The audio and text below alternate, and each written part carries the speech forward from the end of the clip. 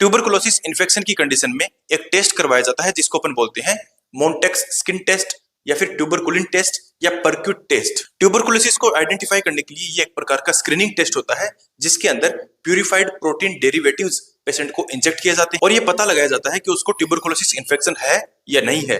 Tuberculosis को ही अपन क्या बोलते हैं, कोच डिजीज बोलते हैं और इसी का ही तीसरा नाम है पुअर मेंस डिजीज। इस टेस्ट को परफॉर्म करने के लिए जो प्यूरिफाइड प्रोटीन डेरिवेटिव का इंजेक्शन पेशेंट को लगाया जाता है वो कहाँ लगाया जाता है। साइड की बात करें तो inner aspect of four arm, left hand का जो फोर आर्म है उसके इनर एस्पेक्ट पर अपन प्यूरिफाइड प्रोटीन डेरिवेटिव का इंजेक्शन लगाएंगे। इसकी डोज कितनी होती है, 0.1 ml इसकी डोज होती है। रूट की बात करें तो इंट्राडर्मली इस इंजेक्शन को लगाना होता है। सिरिंज कौन सी काम में लेंगे तो ट्यूबरकुलिन सिरिंज जो कि 1 ml की सिरिंज होती है वो काम में ली जाती है। निडल गेज कितना होता है, 26 to 27 गेज होता है और मेडिसिन इंजेक्ट करने के बाद जो रीडिंग टाइम होता है वो कितना होता है, आफ्टर 48 to 72 आवर्स। बात करें इंटरप्रिटेशन ऑफ टेस्ट तो इस टेस्ट का रिजल्ट किस प्रकार से अपन आइडेंटिफाई करेंगे, यहाँ पर अपन इंड्यूरेशन चेक करेंगे, जो रेडनेस होती है वो चेक करेंगे। तो इंजेक्शन वाली साइड पर यदि इंड्यूरेशन 0 to 5 mm हो तो it means it is indication of negative test के इंडिविजुअल को टीबी नहीं है। 5 to 9 mm यदि इंड्यूरेशन अपने को देखने को मिल रहा है, it is the indication of suspected यानी कि डाउटफुल है, टीबी हो सकता है। यदि इंड्यूरेशन मोर देन 10 mm हो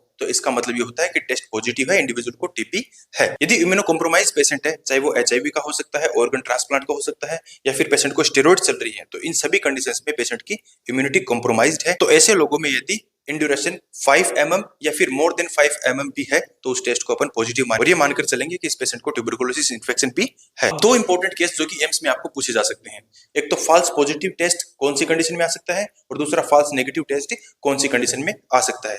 तो फॉल्स पॉजिटिव की बात करें तो यदि इंडिविजुअल को BCG का वैक्सीन लगा है तो उस इंडिविजुअल में टेस्ट फॉल्स पॉजिटिव आ सकता है और false negative test immuno compromise patient में देखने को मिल सकता है।